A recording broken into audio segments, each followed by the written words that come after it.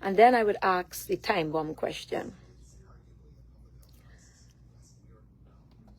Why? Tell me why. And it would be, I tell you sorry. I don't want him to do the one. I was just being nice. I get comfortable. I don't know what more you want. What more you want? All my life been like this. Argument. I said, all our life I've been like this? And you wait 25 years to say that?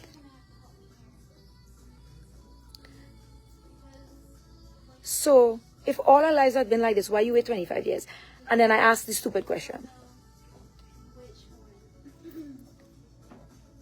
Right? Had I not found those messages, whether or not you fucked her or not, would you have treated me that way? Had I not found those messages? And let me tell all the ladies, I started thinking I should have never find those messages. But then I started thinking I would have been living a lie. Right? Pretense and a lie. And that's what you all wanted, right? That's what you all women like. You like to live a lie and pretensive. So I keep asking him that question. Had I not found those messages, would you have treated me this way? Never got the answer. So we had an argument. June the 1st. It was a Sunday. I went out with Richie and my extended cousin, Michael. May 15th of last year, he lost his job. Company had him under investigation and they asked him to resign. He tell people what? I don't know where was the story, why he and his wife divorced. I don't know where's the story, but this is the story. On May month, he was asked to resign. May 15th of last year. Now, all that time we together, still trying, I still crying, I still hurting. He came home, never told me he lost his job. But I'm his wife, so I sensed something was off. And I said, you sure? You okay? Something doesn't feel right. And then he told me he lost his job today. The biggest mistake I made was apologizing to him, because that was his way to use it against me, to manipulate me. So my therapist told me. I said to him, he started to cry. That man never cried watching me went to 90 pounds. That man never cried seeing me in the hospital. That man never cried knowing his wife tried to take her life. He never did that. And he broke down and he started to cry. Because now, what mattered to him, he lost it. What mattered to me was him, and I lost it. But he didn't see the value and how it affected me. But now, something he loved, he lost by his own actions. So he knows how he feels now. And I hugged him. And I cried with him. Pay attention to the difference. When I was crying and broken, he used to walk out and leave me there. Never hugged me. Never reassured me. Never was kind to me. The words that would come out his mouth were so bitter and painful to me.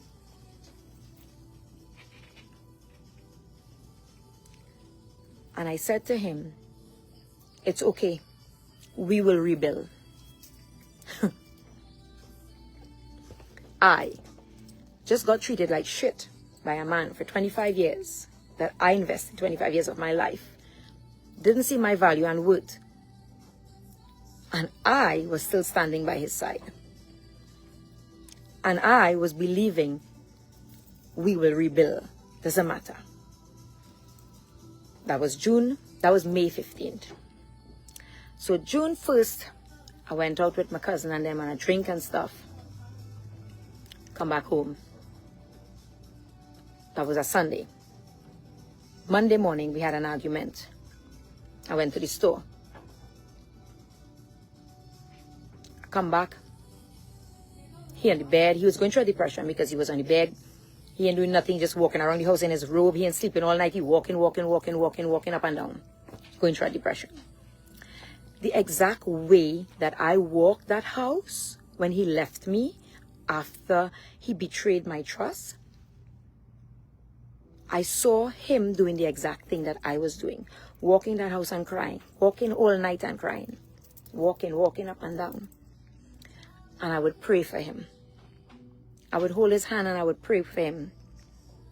I would lay on the bed with him. He don't want to come on the bed. He lie down on the couch. He can't rest because his head going crazy. He thinking about all what he worked for, how he fuck it up, how he lose it. So he built a narrative in his mind that if I didn't talk about it, he wouldn't lose his job. So he blamed me.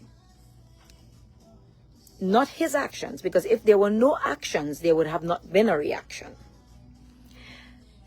And he expected better of me the same way I expected better of him.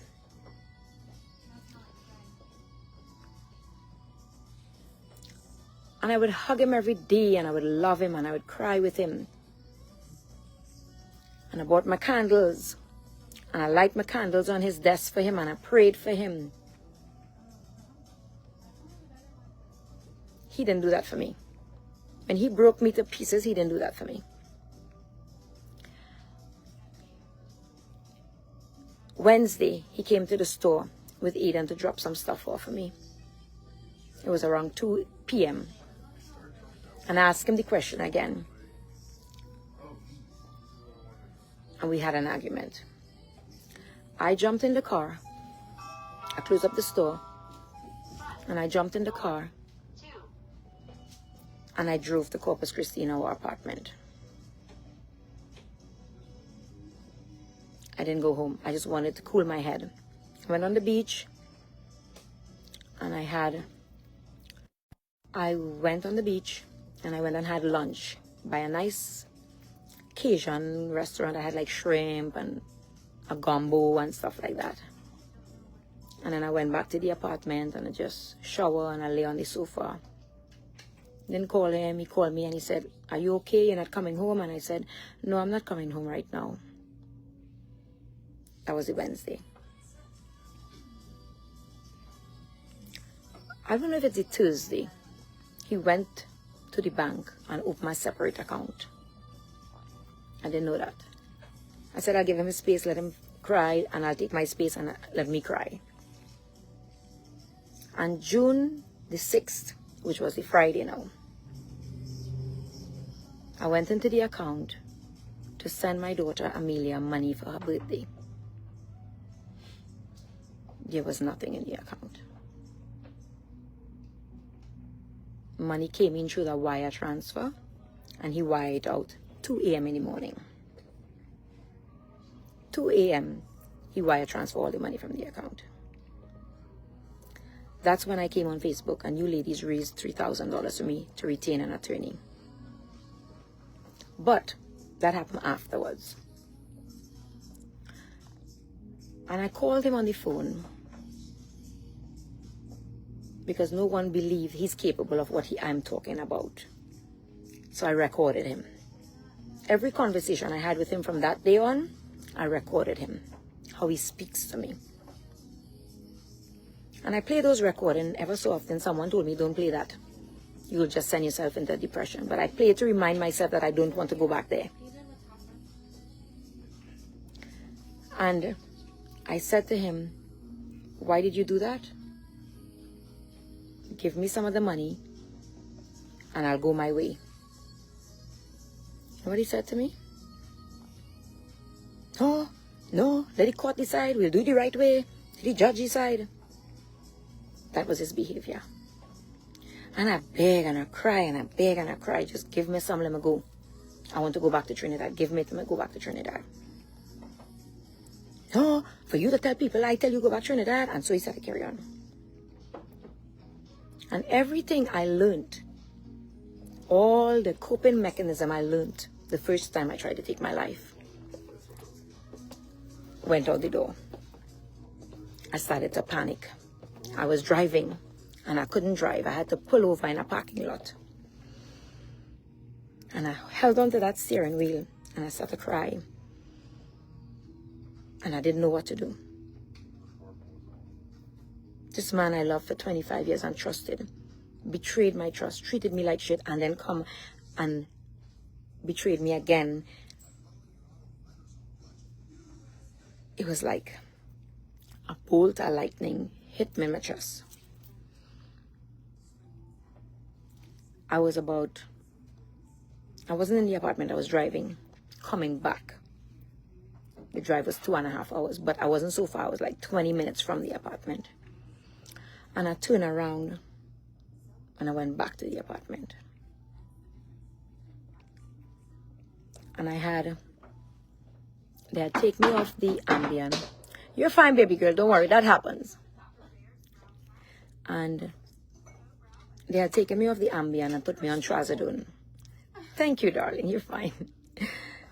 And they took me off the Ambien and put me on Trazodone. So I had the bottle of 90 Trazodone. And I went back to the apartment and I called him again. Didn't answer, he ignored. Called him again, he ignored. Texted him, he ignored. I couldn't drive because I knew I couldn't focus. And I asked myself, what do I have to live for? I can't take this hurt. I can't take this hurt. And I took the 90 Trazodone tablets and I put it in a bottle of water. And I made a video for my children, apologizing to my children. And I sent it to them.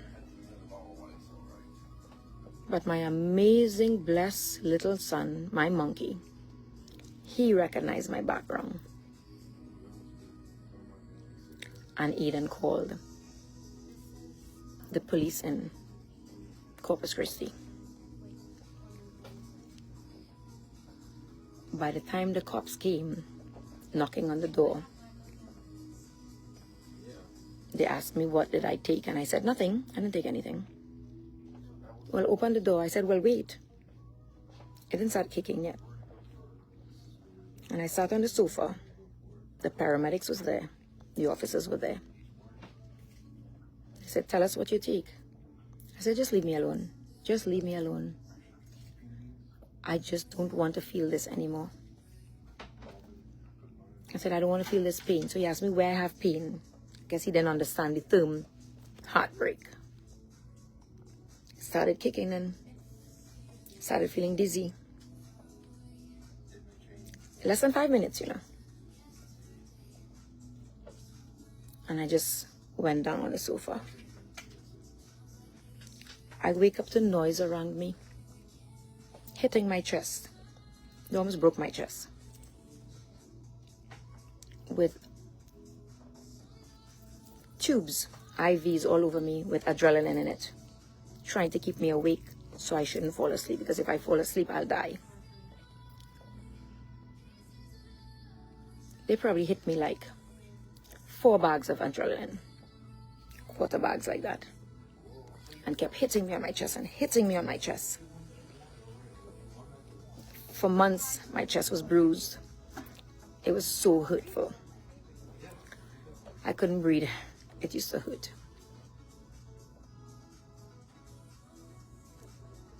And they revived me after many hours in the emergency room. It flushed out my system.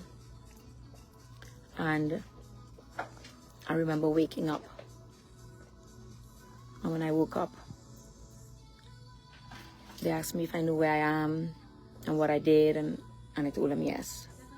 They asked me why I did it, and I told them about the money he took out and what took place on the Sunday, all of that.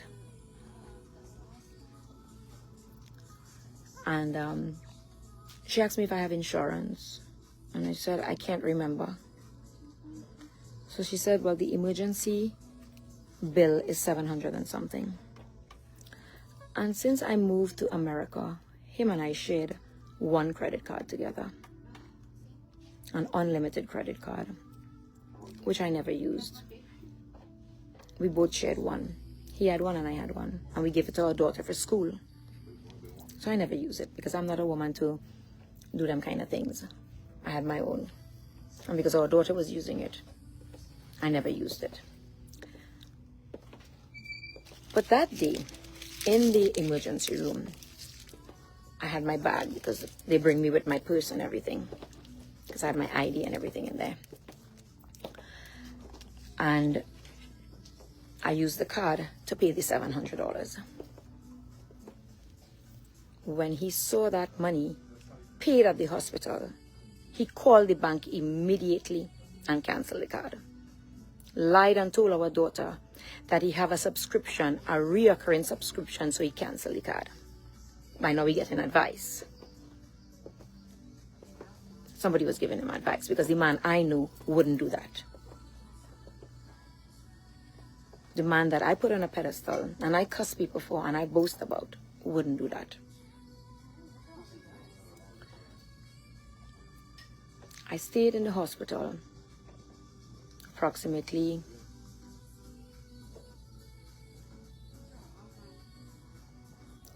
12 or 13 days.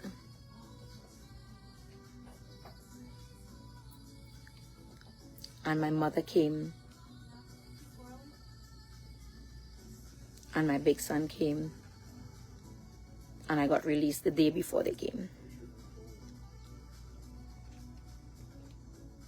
When I got released, I took an Uber because I came in the ambulance back to the apartment because my car was parked there. Hold on. While I was in the hospital, I had no clothes again. And he called Victoria all the way in college and tell her, come and carry some clothes for your mother. She said, why you can't take it? I'm busy in school. Why are you calling me with this? And that man, I have so much clothes. And that man looked for the slippers that I just walk outside the house with. And 2 tights that full of paint I used to paint the house with. The most dingiest, dirtiest clothes he could have find. And bring it to the hospital. Drop it off and left. I never saw him. Drop it off at the front desk and he left. And I'm sharing this story because I want people to understand that when people try to go to take their lives, the level someone pushes them to is not that they're looking for attention. It's the level that people push them. That level of no return. And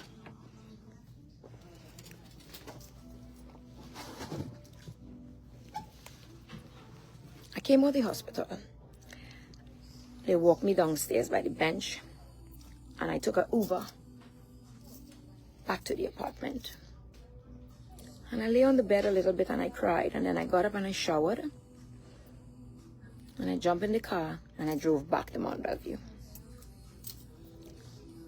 When I get to that house, I didn't say a word. I was so weak, I didn't say a word.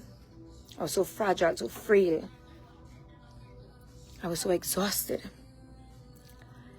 And he was sitting in the living room. And I came into the house and he said, "You okay?" I didn't answer him. I just went on the bed and I lay down.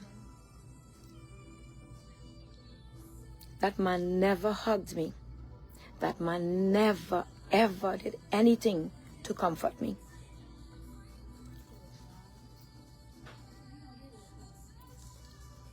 And he grabbed up some of his clothes and he left and he went to the apartment.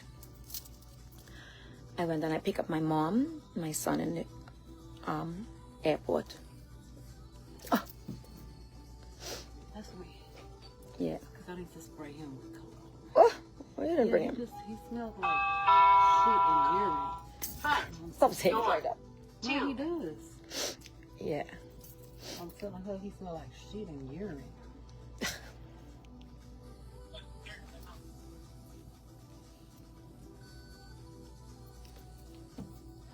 Nah, don't do that. You know that. You know the rule. Yeah. Okay. Yeah, baby. Back. Yeah. And Doors. 2.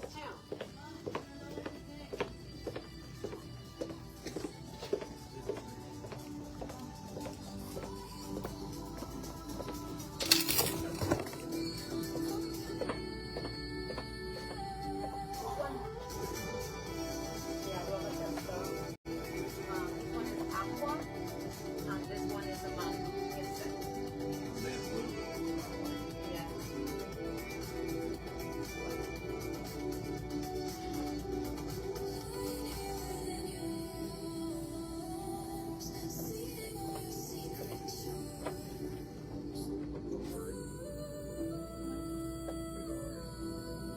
Yeah, that's good. That's a good perfume. Yeah. Very strong. But the Jimmy Choo is a good seller even for the ladies. We low on stocks. We have to get. Haven't been able to get our shipment yet. Thank you.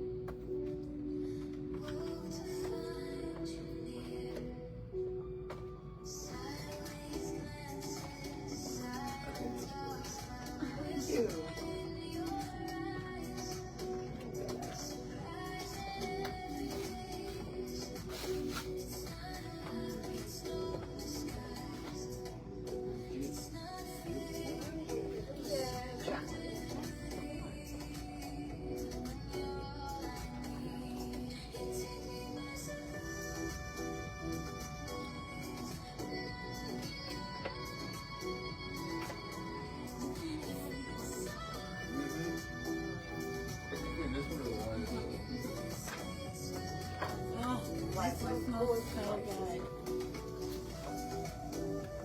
I actually bought him.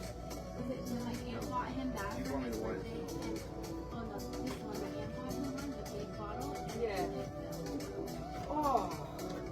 I, Pretty sure she's jealous. I had a good. I don't want anybody else to smell and me. then I bought him some YSL, and it got stolen. Oh my God. Are you kidding? Yeah, I had a bottle of YSL, but I kept it in my backpack, my work backpack. And somebody I was at a work lunch. I didn't want to take my backpack with me for lunch. Oh my God. So they broke into my truck, stole my laptop, Let me guess, Houston? whole bag. What? Houston, that happened? Yeah. Yeah. That would do it. Mm-hmm. You can't when you're in Houston, you put your shit away in the trunk where you can't see, cover it. People wonder, why do you carry guns in Houston? Because it's in my shit. Yeah. Because I work hard for everything I You own. can't leave your laptop, nothing for people to see inside. They're breaking. Yeah. Well, and the thing is they got me, they got the lady that I work with, the girl that I work with, they got her, Yeah. and then the car beside her too. Whoa. Within an hour. They were on a spree. In the same parking, we were all in the same, like lined up next to each other. Boom, boom, boom, boom, boom. Whoa. I was like, That's crazy. we got there, I think we got to lunch, the restaurant at like 1, we came out at like 2, and it was over. Oh my God. And that was a company event. Well, not a company event, but we were just having a lunch. Oh. A team lunch, basically. So, So much for team lunch. You lost everything there. uh-huh. And then we sat all day and waited for the cops to show up that never showed Never showed. No, they don't. My daughter got in an accident in Houston and they never showed up.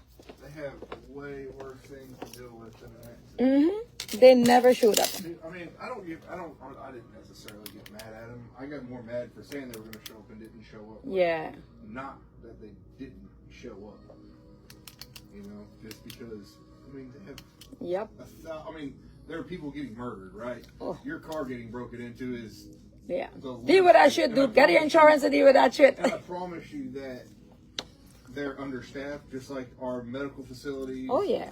You know, I worked for the penitentiary for a year and a half, and we were understaffed. My wife works for the hospital. They're understaffed. Yep. People don't want to do the hard job. No. And that's quite true. You have people pulling double shifts because people just want a job just for a salary, and they Or go, when they do have those jobs, they don't want to do they want to do just as bare minimum as possible. yep. You know, if they can just sit on their thumbs, they'll do that. Yep. And so I mean, I You get wonder why the cops sometimes. wouldn't show up, right? I mean, as bad as it sucks for us that get involved in this kind of crap, Yeah. you know.